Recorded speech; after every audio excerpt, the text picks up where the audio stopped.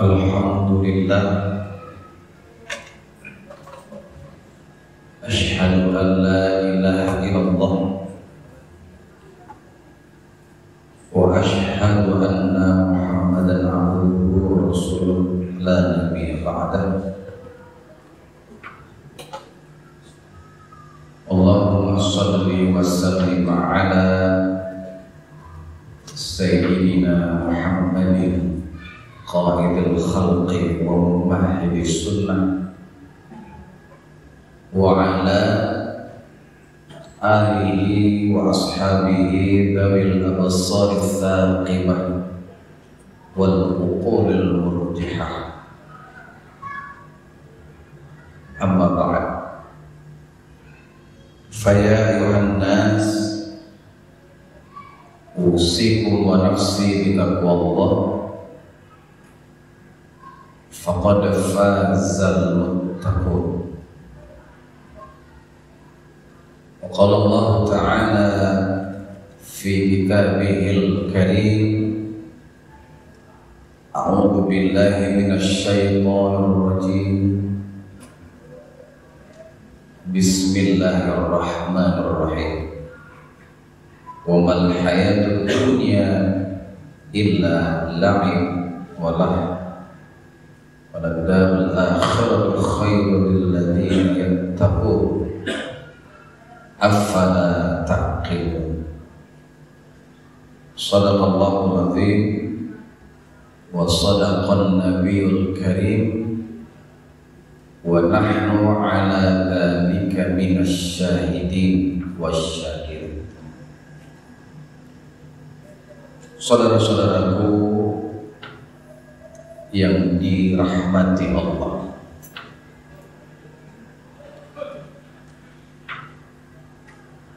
melalui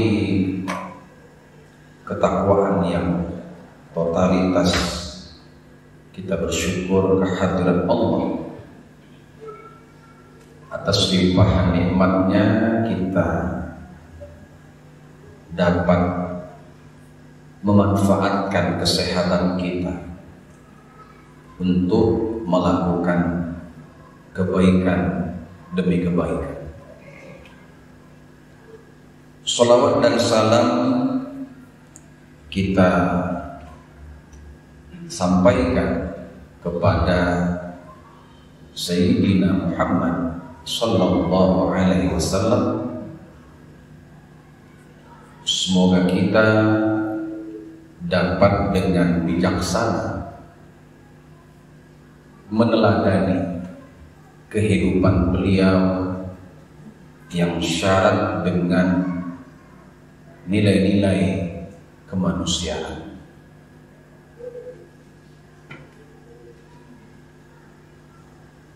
Kaum muslimin yang berbahagia, adapun tema khutbah kita pada kali ini adalah menyenangkan diri sendiri.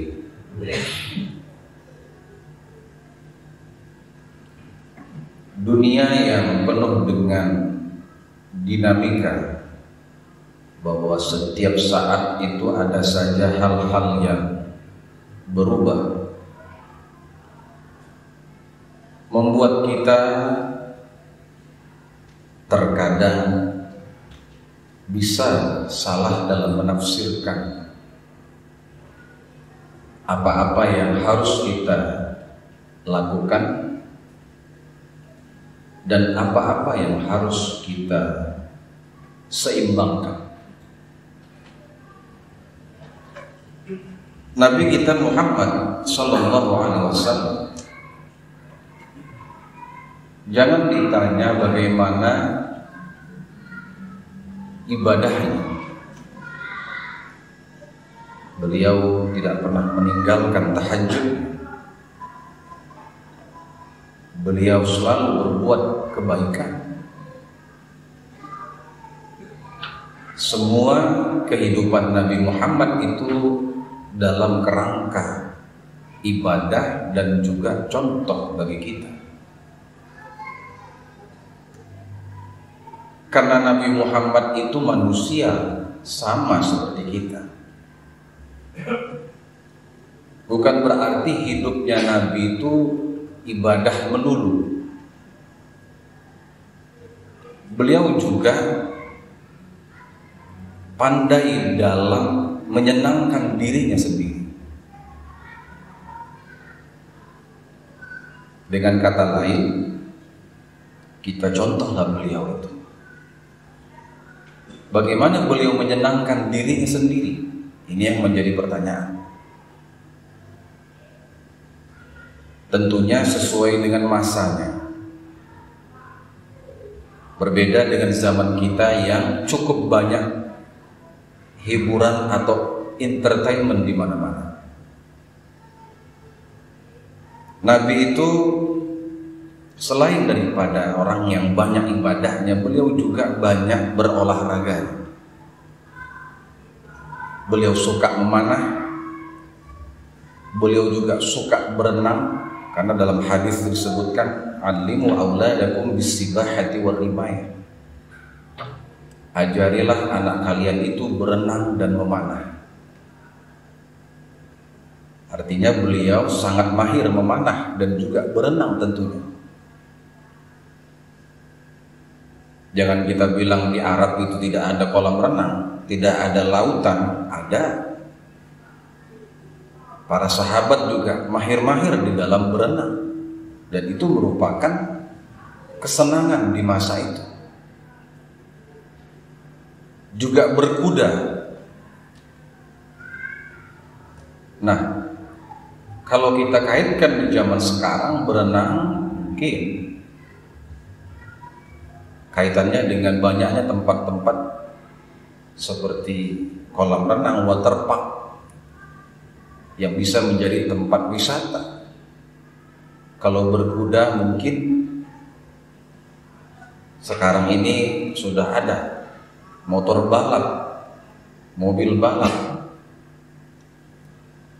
yang tentunya tidak mungkin kita lakukan itu di jalanan. Ada tempatnya, ada sirkuitnya. Beliau juga sering di padang pasir Madinah itu melakukan jalan-jalan kaki bersama sahabat-sahabatnya, agar tetap badan ini melakukan pergerakan supaya tetap sehat dan waras. Apa yang beliau mau seperti makan. Sangat populer sekali, Nabi Muhammad itu suka sekali dengan paha kambing. Jadi kalau beliau lagi kepingin paha kambing, beliau datang ke rumah makan, beliau pesan. Beliau juga suka minum susu. Beliau juga suka minum madu. Jadi Nabi Muhammad itu tahu betul dia bagaimana menyenangkan dirinya sendiri. Ada situasi ataupun kondisi di mana beliau bisa berbagi dengan dirinya sendiri. Nah, kita pun demikian. Kita harus mendefinisikan apa itu menyenangkan diri dengan berfoya-foya. Tentu beda. Kenapa kita mesti menyenangkan diri kita? Sebab kita ini punya pikiran, perasaan yang kalau tidak kita segarkan dia, maka timbullah yang namanya kegelisahan, stres. Jangan sampai kita dimanipulasi oleh saudara, oleh keluarga kita. Sekarang ini kan orang sering bilang, demi keluarga, demi anak, demi saudara, tetapi dia hancur, dia merusak kesehatannya sendiri.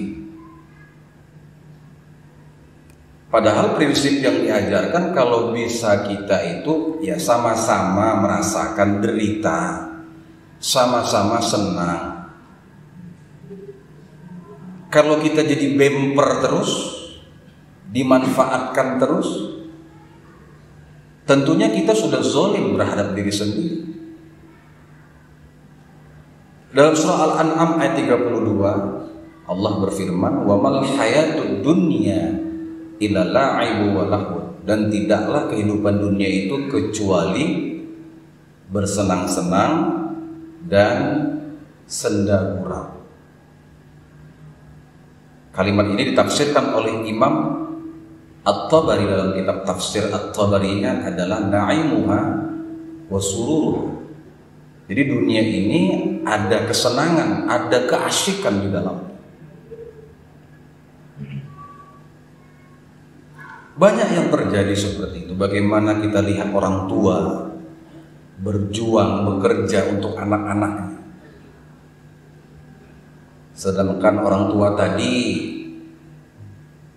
tidak mendapatkan apa-apa dari yang dia kerjakan.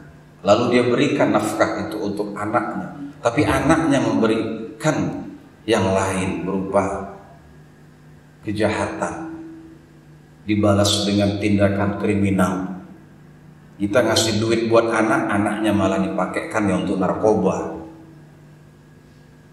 Dikasih untuk saudara, dibuat pula untuk mabuk-mabukan. Yang sangat ironi lagi, udah tahu begitu masih juga diberikan. Berarti kita mendukung kemaksiatan kalau seandainya kita tahu tapi kita tidak menghentikan itu.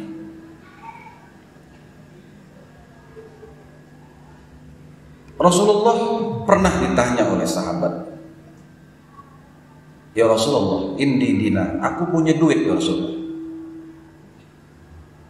Kemana lah duit ini pertama kali aku berdayakan?" Kata Rasul, "Tasaddaq bihi ala nafsik." Bersedekahlah untuk dirimu dulu. Setelah itu, "Ya Rasul, aku masih ada lagi duit ini." "Tasaddaq bihi ala waladik." Berikan untuk anak-anakmu. "Aku punya uang lagi ya Rasulullah, indi akhar." "Wa tasaddaq bihi ala zaujatik." Berikanlah kepada istrimu. "Tapi aku punya duit lagi ya Rasulullah." "Anta tabsur." Kaulah yang tahu kemana kau gunakan uang itu. Jadi dari rentetan pertanyaan itu jelas sekali kita tidak boleh lupa kepada diri kita sendiri. Jangan gara-gara orang lain kita tidak mendapatkan bagian kita. Berkorban boleh, tapi jangan jadi korban. Bahkan Nabi Muhammad ketika seorang menyembelih kurban atas namanya atau atas nama keluarga, kemana alokasi daging kurban itu? Kata Nabi, "Kulu, makan dulu." Jadi yang pekurban itulah yang pertama kali yang menikmati. Wa tasaddaqu, baru disedekahkan. Wadakhiru, simpan, mana tahu ada saudara-saudara jauh yang belum dapat. Tapi jelaskan bahwa Nabi Muhammad menyuruh kita jangan lupakan diri kita.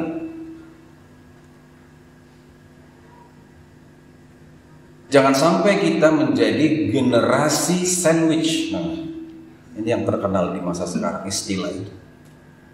Kenapa dikatakan generasi sandwich? Seperti roti sandwich itu, yang di tengah digencet dari beberapa arah, kanan, kiri, muka, belakang. Ini generasi di masa anak-anak muda sekarang jadi bulan-bulanan untuk orang tuanya, untuk adik-adiknya. Dia bekerja mati-matian untuk membantu adiknya, membantu orang tuanya. Terakhir dia mati kecapean, kelelahan bekerja. Ini generasi sandwich. Ya kita berharap tidaklah seperti itu. Kita ajarkan juga kepada adik-adik kita, saudara-saudara kita, mandirilah, bekerjalah, berusahalah. Jangan bergantung kepada manusia, bergantunglah kepada Allah. Setelah generasi sandwich, ada pula lagi generasi stroberi, di mana anak-anak sekarang itu generasi stroberi terlalu manja, gak mau kerja keras, berleha-leha, pengennya makan-makan, healing, jalan-jalan, liburan, pakai duit orang tua. Ini bahaya generasi sandwich, bukan ajaran kita itu. Karena Rasulullah katakan al-mu'minul qawi khairum minal mu'minid dha'if. Orang beriman yang kuat lebih baik daripada orang mukmin yang lemah. Jadi kita tidak boleh lemah, tidak boleh termanja dengan dunia ini. Harus menjadi generasi mukmin yang kuat. Itu dia.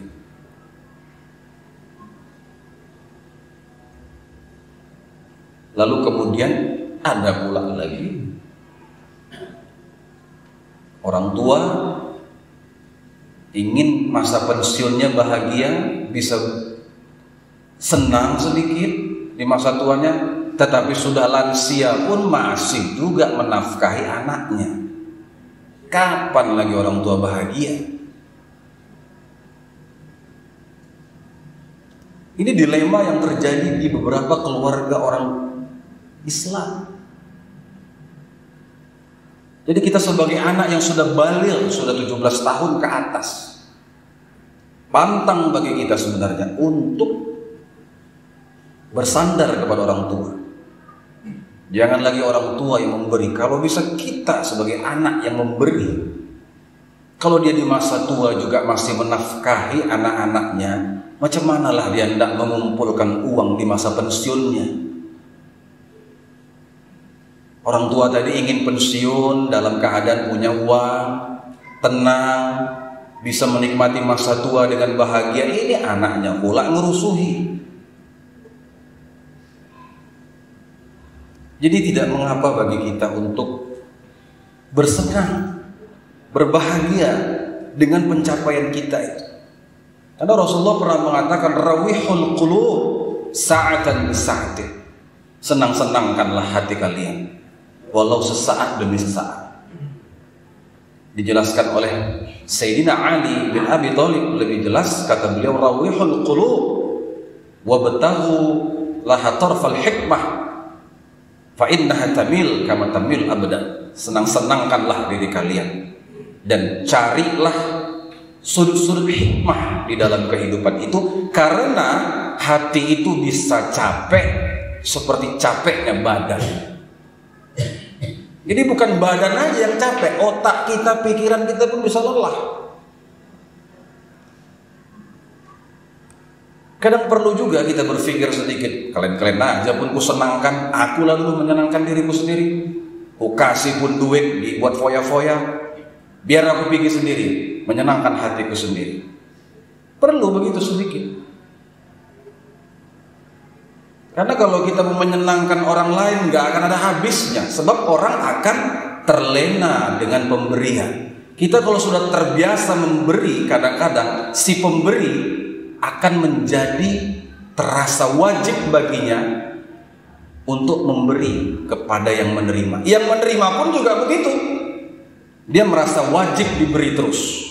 Dia merasa wajib disumbang terus. Jangan sampai kita menjadi generasi seperti ini. Jadi kita sebenarnya diajarkan oleh Allah Subhanahu wa taala untuk mengatur keseimbangan.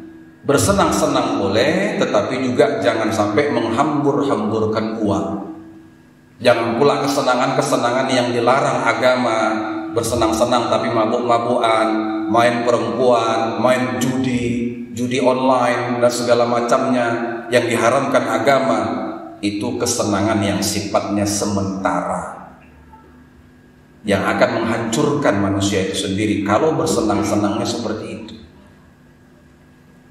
Tapi kalau bersenang-senangnya sekedarnya saja, kepingin jalan-jalan, kepingin piknik, kepingin liburan, beli makanan kesukaan, beli, ngopi silahkan, ngeteh silahkan, supaya kita tidak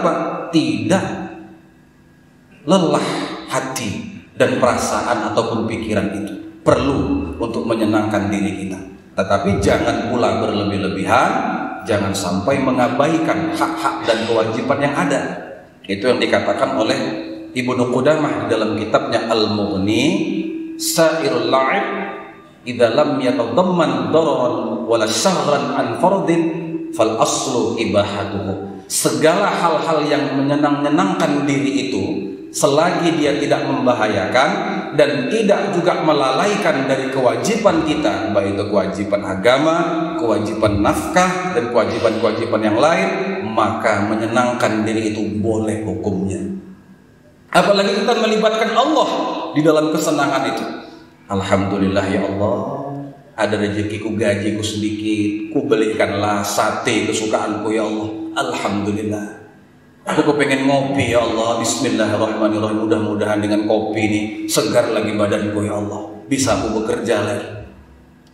Jadi ibadah di akhirnya. Jadi kesenangan itu tidak melulu memfoya-foyakan diri, tapi ada kesenangan malah jadi ibadah. Itulah idealnya. Semoga bermanfaat. Barakallahu li wa lakum fil qadrin wa nafa'ani wa iyyakum bima fi minal ayati wa dzikril hakim wa taqabbal minni wa minkum tilawatahu innahu huwal ghafurur rahim.